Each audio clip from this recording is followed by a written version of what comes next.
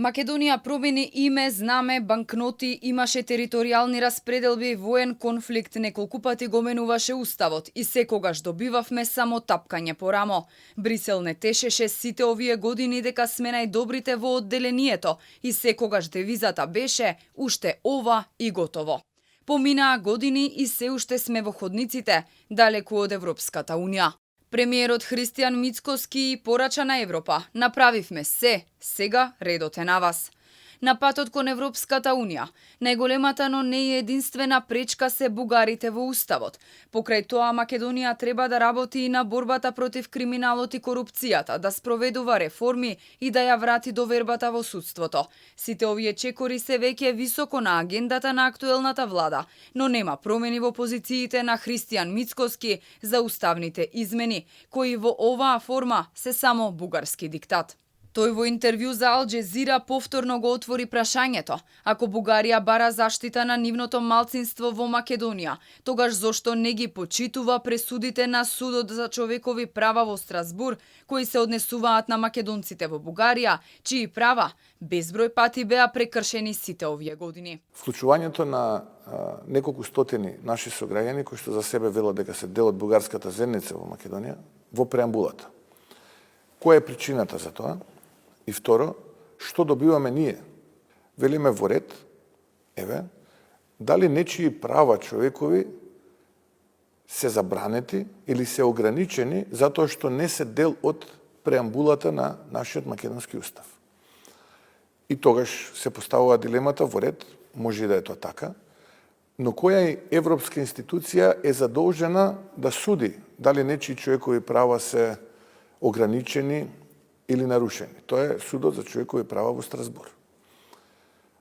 Ако ги видиме одлуките на овој суд, поврзани со човековите права во регионот, ќе дојдеме до заклучок дека 14 пресуди доаѓаат од оваа европска релевантна институција за македонската заедница во Бугарија дека нема право, односно дека нивните човекови права или се ограничени или се нарушени, и 0 за бугарската заедница во Македонија.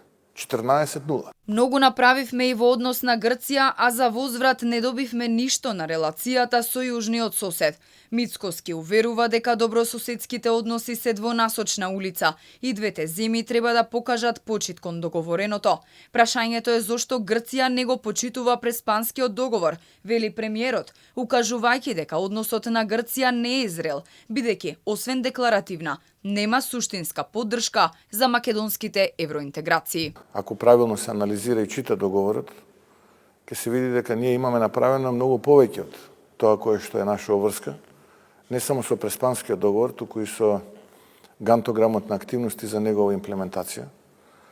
Ке повторам, вистинското прашање што има направено нашиот јужен сосед, освен декларативна и суштинска поддршка, ниту сум видел, ниту граѓаните во нашата земја имаат почувствувано нешто такво, а да не зборувам за навредливата реторика Скопје, да не зборувам за неусвојувањето на меморандумите во рамките на парламентот изминативе 5 години. Ако сум јас сега проблем, што се случуваше изминативе 5 години? Во Соединетите Американски држави премиерот и министерската тројка Тошковски, Мисајловски и Муцунски остварија серија билатерални средби. Се сретнаа со подсекретарот за политички прашања на Стейт Департментот Џон Бас, со чешкиот и хрватскиот председател, со премиерите на Албанија, Естонија и Бугарија, со повеќе конгресмени, каде се разговарало за европската иднина на Македонија и партнерството со НАТО.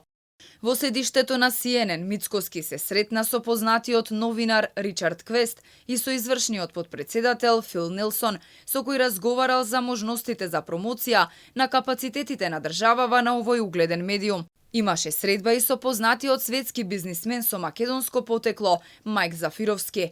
Од НАТО самитот Мицкоски порача дека Македонија подава рака и ќе стои рамо до рамо со сојузниците за заедно да се соочат со сите предизвици. Ги повтори заложбите на владата за мир и стабилност на регионот, Европа и светот, но истовремено ги бранеше позициите за заштита на македонските национални и државни интереси преку целосен пресврт на надворешната политика на Македонија.